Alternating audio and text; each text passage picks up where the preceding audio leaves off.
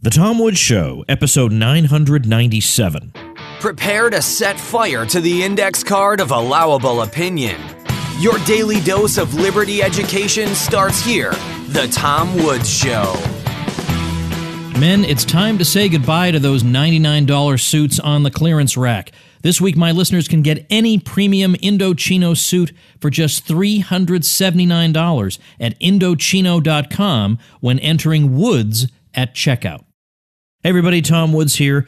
I am finally back in my regular routine, but I was more or less knocked out of commission for a few days, so I need to build up another backlog of interviews so that I can release them to you as episodes. So in the meantime, I'm going to release this one today, which is going to be a two-parter.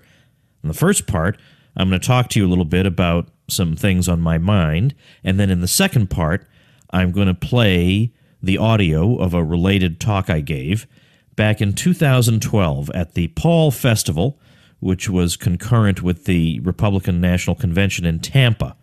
So anyway, I'll say, by the way, I think this is the first episode that I've released that I recorded after Hurricane Irma. So just so you know, the fact that you're hearing me means that nothing went wrong. It actually was not so bad for my area, no real problems, but we took precautions all the same, and everything turned out fine. And as it turns out, I didn't even wind up needing the services of a price gouger, but I certainly hope there would have been some around had I needed them. But anyway, I did fight with some people on Twitter saying, look, I live here. I may need last-minute supplies, right? Anyway, by the way, one other thing about price gouging that I might point out is that I can understand why a big chain might not want to engage in price gouging. If you haven't listened to my episode on price gouging, I will link to it at tomwoods.com/997 as an episode that I mentioned. Let's see, what number episode was that? Because I just did one with David R. Henderson. So let's see which one that is. 987. So if you want to go directly to it, tomwoods.com/987. I'm really happy with that episode because I think it very nicely summarizes the arguments regarding price gouging. Anyway, why might a national chain not do it? Well, for the same reason, think about this.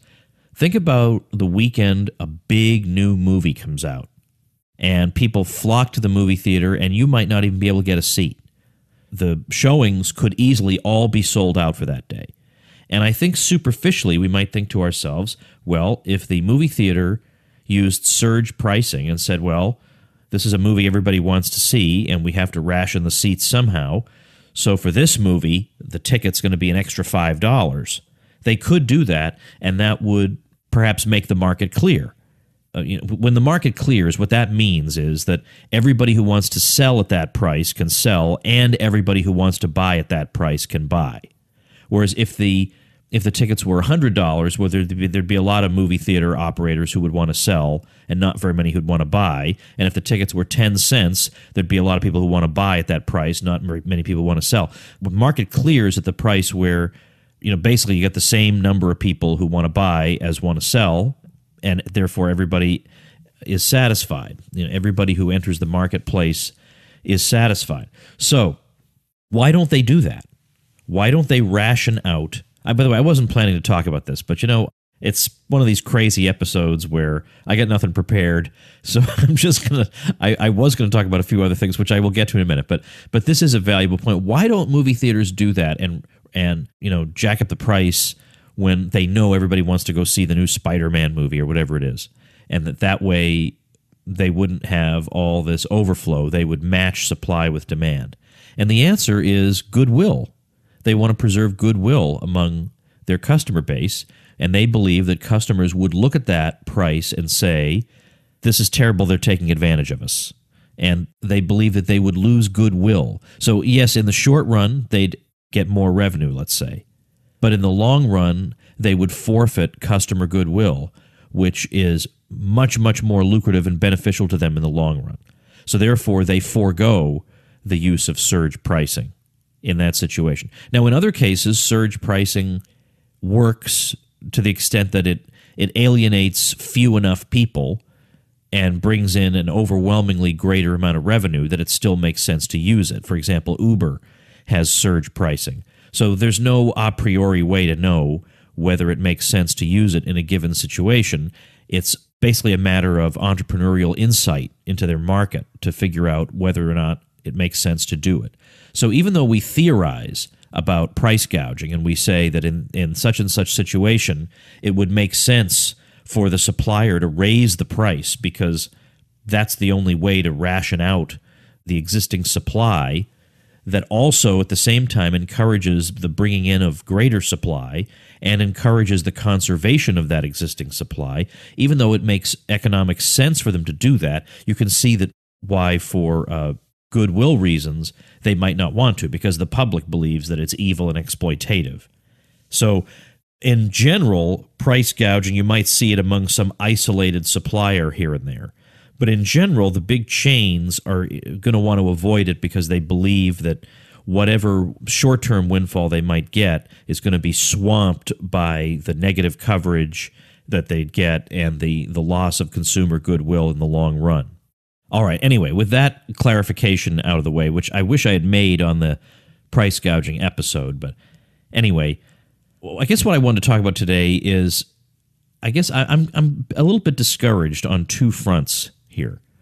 On one front, I guess I'm discouraged that during the Ron Paul presidential campaigns, those of you who are old enough to remember this and to have experienced it yourselves, it wasn't necessarily that we thought he was going to win, but still we felt when we saw our numbers and our determination and what wonderful people we were meeting in the Ron Paul movement, we felt, I think, an optimism about the future. We couldn't quite pinpoint why, and we couldn't articulate the precise path that society was going to take that could justify our optimism, but we felt it. I can't be alone in that. It was thrilling and exciting, and every day we would scour YouTube watching Ron Paul videos to see what else he had done, what other platitude he had blown up, or what other sacred cow he'd gone after that day. He just broke all the rules. He told the truth when it was unfashionable and where it was unfashionable, as you'll hear in the talk that I'm going to play for you today. He was an extraordinary person, and what thrilling times those were that somebody like this, who was so radical, could nevertheless generate such a following among people, the vast majority of whom were educated by, in a propagandistic system that taught them the opposite of everything Dr. Paul was saying. So that many people could support him and see through the propaganda. It doesn't impress me that Bernie Sanders gains a lot of supporters. He's just repeating what they all learned in the 5th grade. So no surprise there. Not one of them understands how a market economy works or basic economics. They genuinely don't. So it does not surprise me at all. I'm surprised that his following isn't larger than it is. So that's no big deal. That somebody would say the opposite of what everyone's been trained to believe and generate that much of a following in the midst of either media blackouts or media demonization is an extraordinary thing. And I think that's what we were all latching onto. This is an amazing thing we're all living through together. And this is an experience we're never going to forget. And those were wonderful, wonderful, exciting times. And now I just don't feel that anymore because Dr. Paul's retired. He's doing great work with his Ron Paul Liberty Report, and he's still very active. I mean, the other day, the street by his house was totally flooded. So he put on his big, long boots and trudged out there himself to inspect for himself how deep the waters were because he knew he had to get to the airport. And I just love this guy. That's just, I mean, what is he now, 82? And he's gonna put on his boots and go out there and see what's what out there. I mean, just this, he's a great guy. But he doesn't have the platform he had when he was running for president. And that's what a lot of us who aren't really that into politics said in defense of politics in that situation was, like it or not, a lot of people pay attention when you run for president. They just do. And he was also a unifying force for a lot of us. We could all rally around him. There were a lot of libertarian organizations. There were a lot of libertarian personalities. But Ron Paul, like it or not, was a great rallying point for all of us. And without that center, it seems like the whole thing is just splintering off in a lot of directions. And I asked him about this when he was our special guest on the 100th episode of Contra Krugman, my other podcast over at ContraKrugman.com, and he's still more optimistic about things than I am. So it's just I don't have that same feeling of excitement that I had, and optimism that I had, and I wish we had been able to figure out a better way to channel that energy. Now, maybe that was wishful thinking, because again, without a presidential campaign to keep people's attention and interest, well, maybe that's just the way it is, that people's interest is going to wane, it's going to fade away, and there isn't much you can do about it, and it's always going to be just that hardcore of people still out there. And the trouble is that the other side has a lot of political candidates who are out there rallying them. Again, I'm not saying politics is necessarily the solution to our problems, but I am saying it does rally a lot of people. There's just no denying that. And that's absent from our movement right now, and it's discouraging to see the effects of it. So maybe I'm wrong about this. So maybe in the comments of this episode you can tell me why I'm wrong to feel this way. And I've been reading The Case for Optimism. Gary North has some excellent stuff about technology and the case for optimism, and the fact that a lot of the things that socialists of yesteryear were calling for, nobody even remotely considers calling for today. That is an advance. And also Michael Malice makes a pretty good case for optimism, and maybe I need to get him on to try to persuade me of that case, the case for optimism.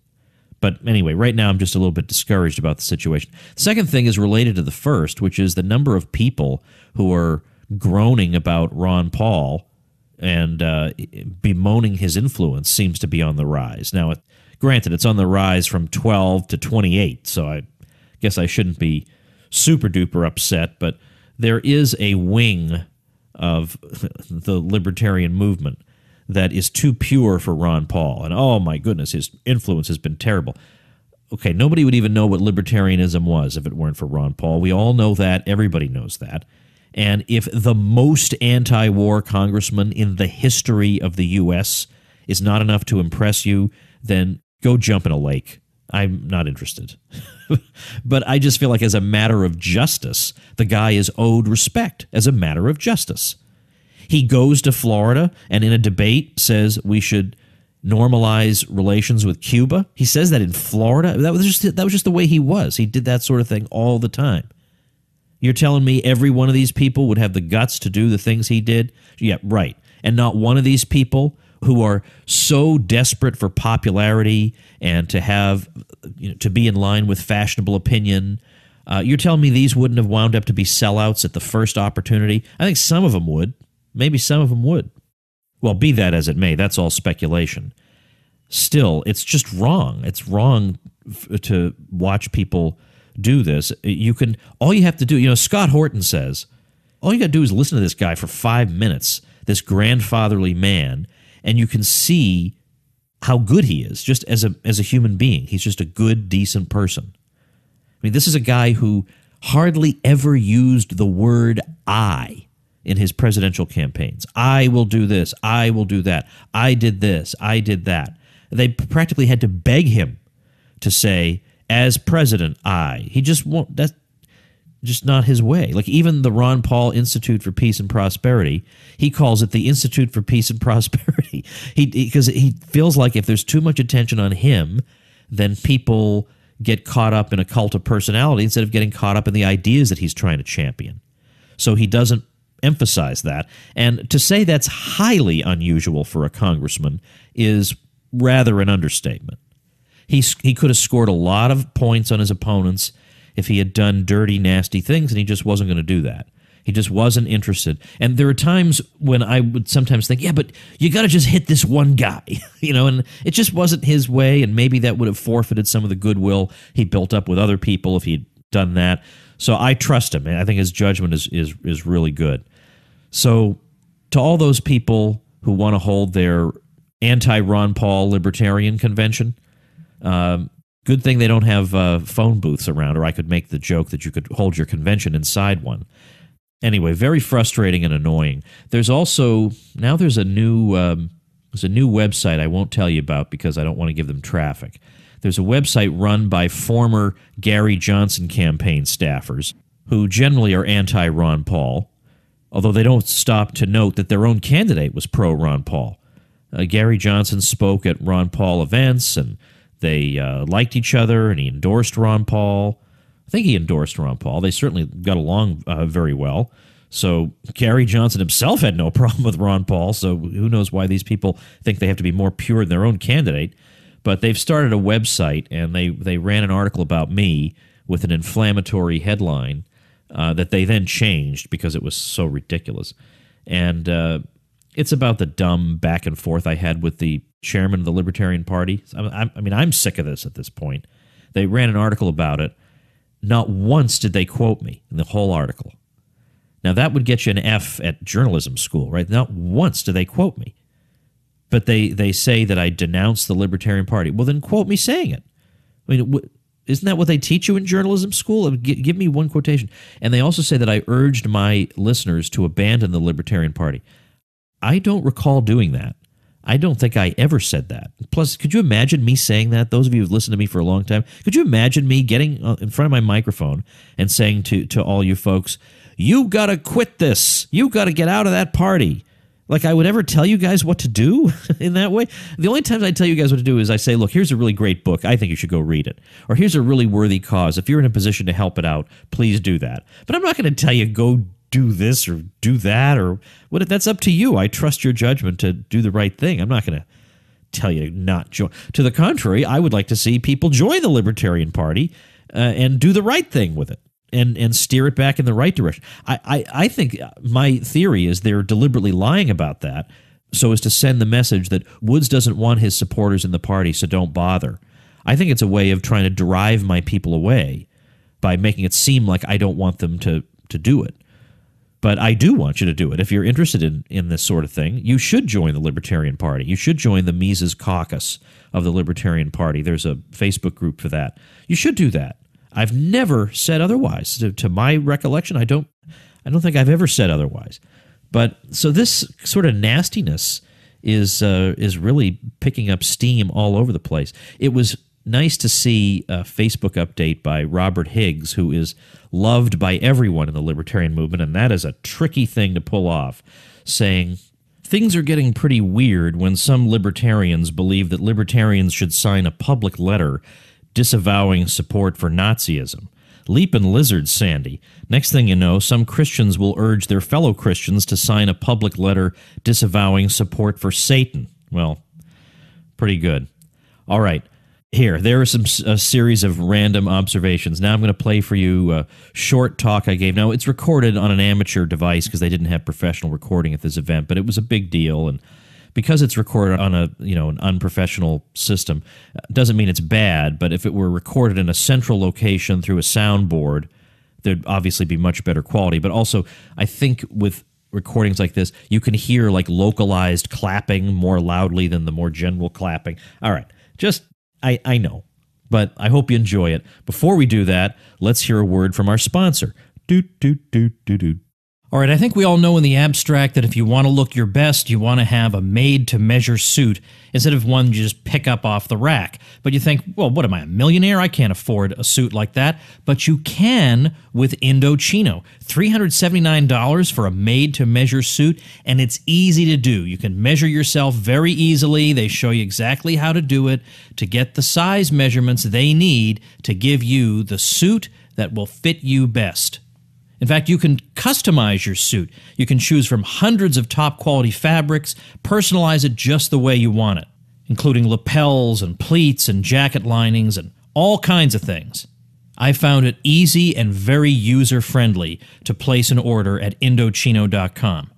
Well, this week, my listeners can get any premium Indochino suit for just $379 at Indochino.com when entering Woods at checkout. That's 50% off the regular price for a made-to-measure premium suit, plus free shipping. So that's Indochino.com using promo code WOODS for any premium suit for just $379 and free shipping. That's an amazing deal for a suit that'll fit you better than anything off the rack ever could. So check it out at Indochino.com, promo code WOODS.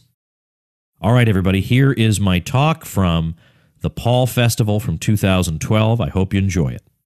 Welcome with me, Thomas E. Woods.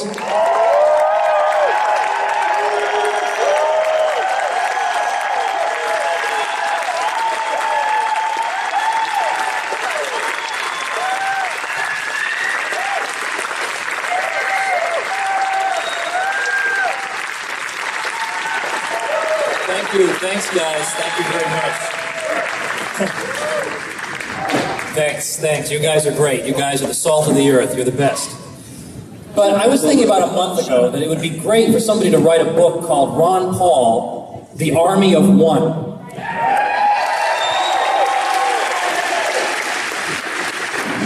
During his tenure in Congress, Ron Paul cast the sole no vote more than any other congressman, and in fact, he cast the sole no vote more than all other congressmen put together.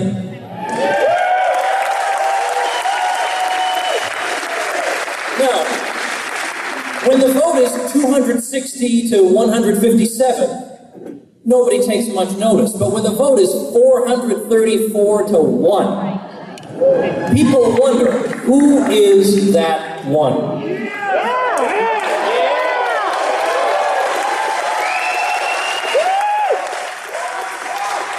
We know who that one is. He's the man lobbyists have tried in vain to buy off, the man whose arm even presidents have been unable to twist. He's the man who refuses to stay confined to the 3x5 card of officially approved opinion in America. Now, there are certain things you just don't say in America, and if you do say them, well, you better be prepared to back off, apologize, explain yourself away. That's the behavior we have come to expect from every politician who accidentally tells the truth. But on May 15th, 2007, Ron Paul got the country's attention because in a presidential debate, he said things about his government's foreign policy that Americans are not supposed to hear.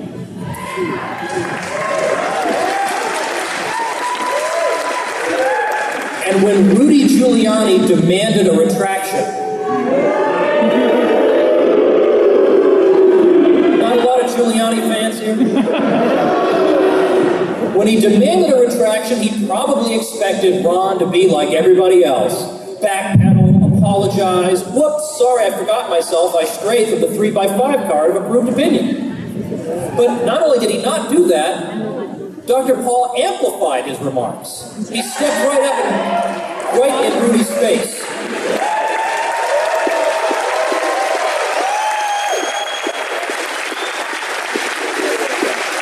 And that moment, that was one of the loneliest moments in Dr. Paul's career.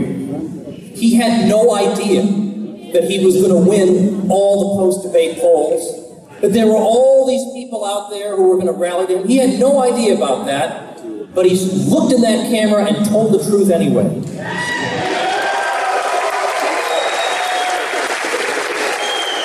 That's what I mean about being an army of one. In a Republican debate in this very state, Dr. Paul said, we should normalize trade relations with Cuba. In Florida, he said that. In a debate in South Carolina, the reddest of red states, he's stuck by his guns on the drug war.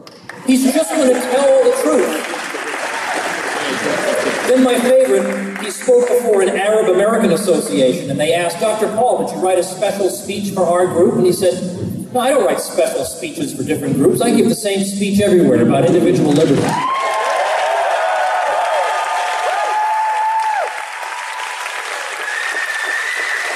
But one of my favorite things, a guy you've never heard of, Terry Holt, who worked on George W. Bush's presidential campaigns, said that Ron Paul, as he recalled, could not be influenced the way the other congressmen could. He said this, the thing about Ron Paul is, what does he want that we have?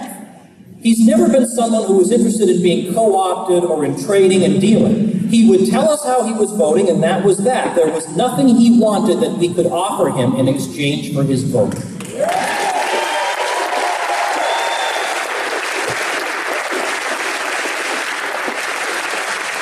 As an army of one, he has stood up to the conventional wisdom and been right every time.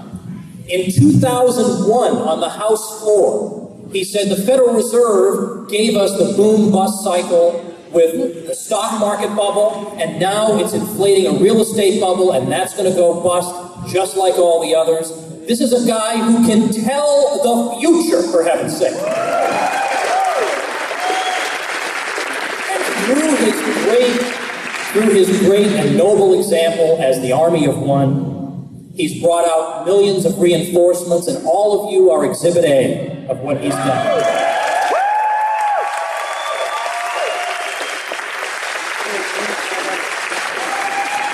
All right, but now for the ugliness. I'm sorry, we were having a wonderful event, but I do have to mention Mitt Romney for a minute. What are you going to get? What are you going to get if you vote for Mitt Romney? Well, you're going to get a lot of. No, let me give the answer. All right, you're going to get a lot more neocon bellicosity in foreign policy, fueled by propaganda that would insult a fourth grader. You're going to get a guy who tells you that if we implemented Ron Paul's budget plan that wants to cut $1 trillion, that would cause a depression. Well, you know what? That's exactly the same view that the New York Times and Paul Krugman have, and that's what Mitt Romney is saying. There's your big choice. And then, but don't forget, he's got the true conservative Paul Ryan for his running. Yep, my gosh, what a draconian budget plan he has that finally balances in the year 2040. Then he voted for Medicare Part D, the NDAA, and for TARP, which is the worst domestic policy atrocity in all of U.S. history. And he gave all the phony baloney arguments for it. And now, notice what happens. The official left and the official right now play the game. The left portrays him as an extremist. And the fake right says, oh, he's a wonderful conservative. And each of them, they're just trying to raise money. The left raises money by making people think, oh my gosh, Paul Ryan's going to abolish everything. And the right raises money by saying, he is, look, he's all these wonderful things. He's just another one of these phonies like all the rest, as anybody with a brain can see.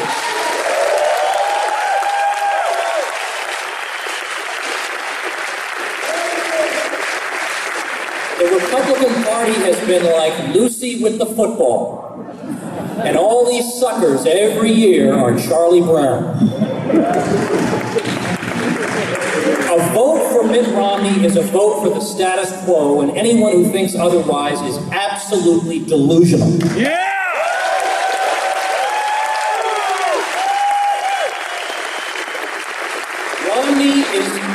Romney is the anti-Ron Paul. On foreign policy, on the Fed, on the budget, on civil liberties, what's left? And unlike Ron, he is the consummate politician. Every word is carefully weighed in light of focus group results. In fact, I've sometimes said the guy is so robotic that it would not surprise me if we opened his head up, we would find circuitry and wiring in there. Dr. Paul will never endorse such a reprehensible human being.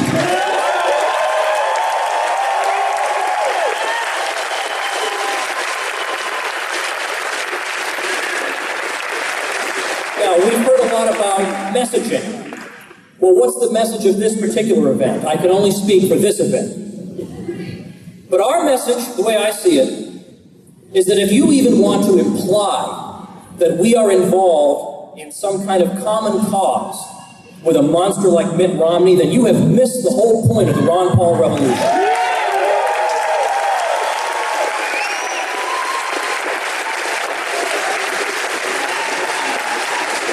Now, I love Dr. Paul. I would do anything he asked of me.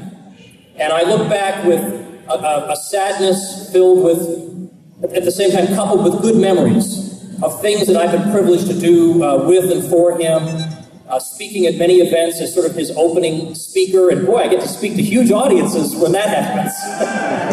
But testifying before Congress on auditing the Fed and speaking at his great barbecue event with thousands of people come to wish him a happy birthday and working on projects with him. These are memories that I will cherish forever. But the question that so many of us are asking, though, is what do we do now? What now? What should our next step be? And why isn't Ron Paul telling me what to do? The answer is that only you can know what you are called to do.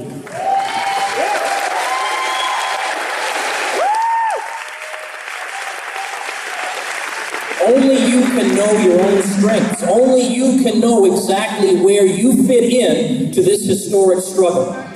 If you're a writer, then write. If you want to become a writer, start practicing. If you have some talent, use it. If you can do audio-video work for a Liberty group, do it.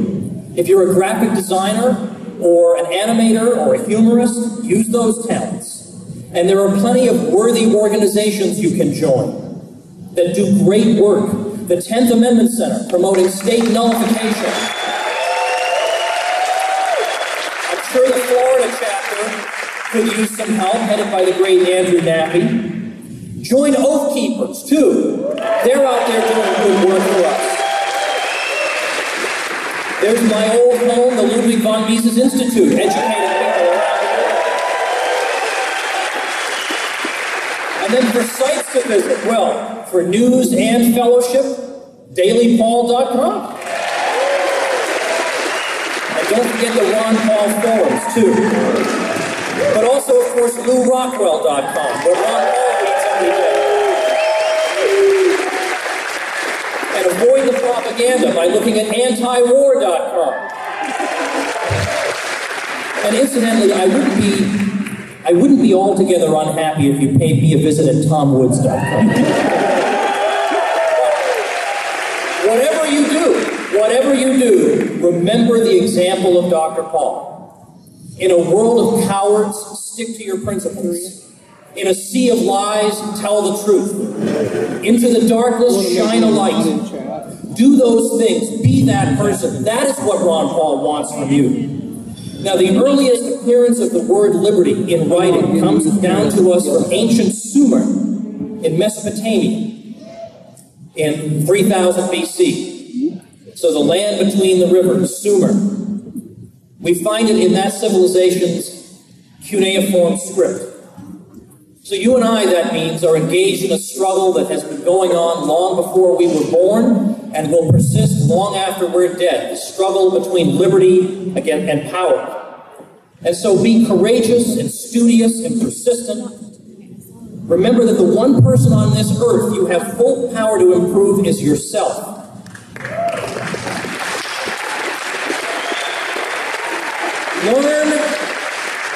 Learn and teach whenever and wherever you can.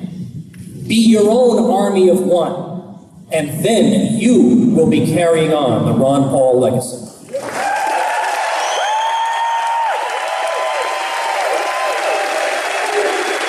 All right, everybody, here's some good news, though, before I let you go.